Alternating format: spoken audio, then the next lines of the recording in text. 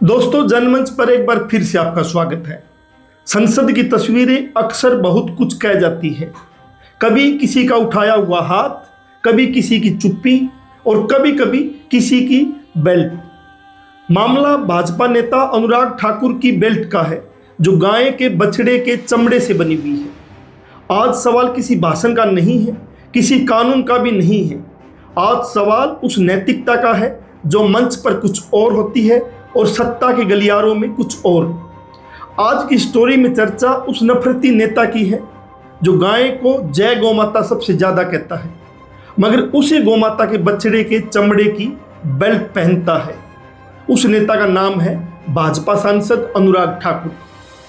अनुराग ठाकुर जो मुल्क में धार्मिक नफरती भाषणों के लिए मशहूर है और भीड़ को उकसाने वाली राजनीति का एक प्रमुख चेहरा बना हुआ है, जिसकी जुबान पर गाय माता है, लेकिन उसी की कमर पर गाय के बछड़े की खाल बंधी हुई है। मुल्क में कहावत है, मुंह में राम बगल में छुरी। अनुराग ठाकुर की राजनीति में ये कहावत कुछ यूं बदल जाती है, मुंह में गाय माता, कमर में बछड़े का चमड़ा।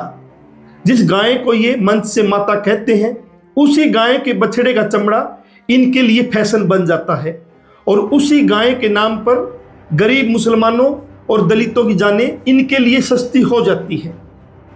मगर आज सवाल आस्था का नहीं है, आज सवाल सुविधाजनक नरम चमड़े का है।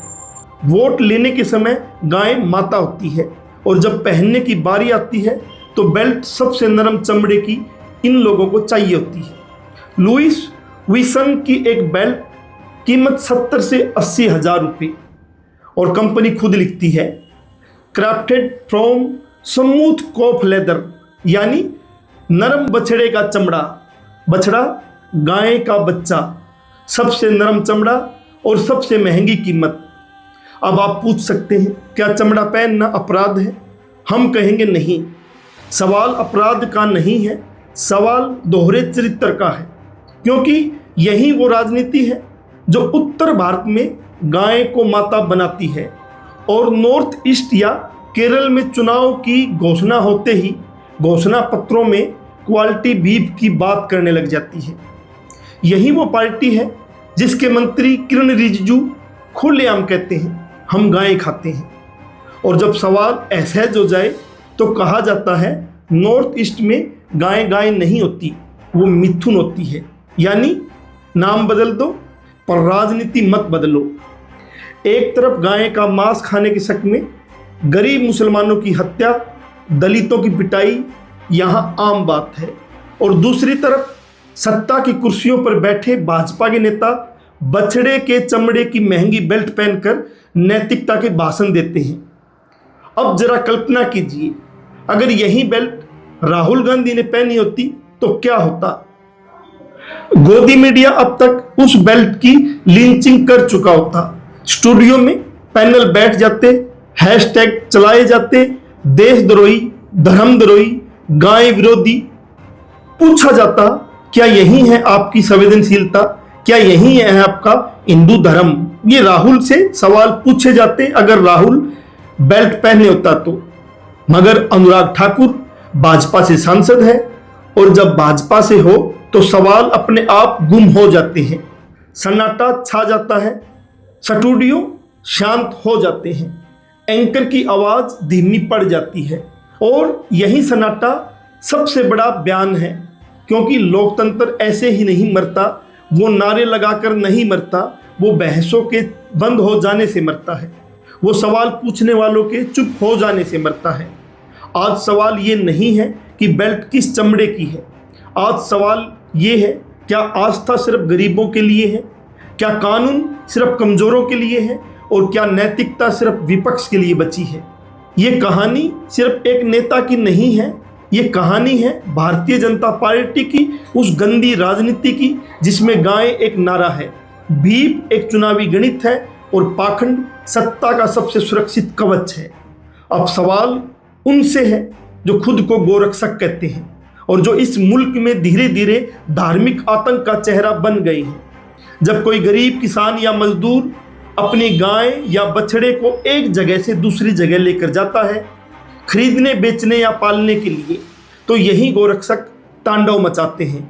गाड़ी रोक ली जाती है, गायें छीन ली जाती है और वाहन तोड़ दी जाते हैं और कई बार जान भी ले ली जाती है। और अगर कोई गरीब मुसलमान भैंस का मांस भी खा ले तो उसे गाय का मांस बता दिया जाता है।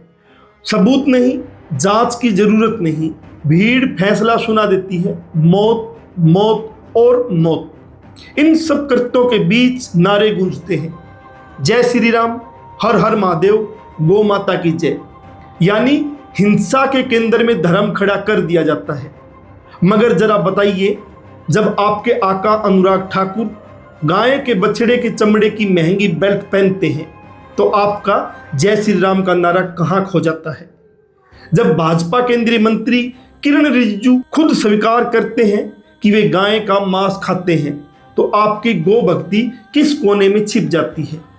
और जब भारतीय जनता पार्टी अपने चुनावी घोषणा पत्र में बीफ उपलब्ध कराने का वादा करती है तो क्या आपने वो पंक्तियां पढ़ी नहीं होती या जानबूझकर आंखें बंद कर लेते हैं? तो आखिरी सवाल यही है, क्या आपकी नज़र में गाय सिर्फ वही है जिसके नाम पर आप नफरत फैलाते हो? क्या आपके लिए गाय सिर्फ गरीब के हाथ में अपराध है? और जब वही गायें आपके आका खाते हैं, पहनते हैं या उसके बच्चे की खाल फैशन बन जाती है तो क्या वो गायें नहीं रहती? तब वो गायें मिथुन बन जाती है क्या? तब आस्था बदल जाती है, तब नारे चुप हो जाते हैं। और इसी चुप्पी में सबसे बड़ा सच छिपा है, ये गोरक्षा नहीं, ये गोरक्षा के नाम पर धंधा है। ये सत्ता की सुविधा के हिसाब से बदली जाने वाली आस्था है।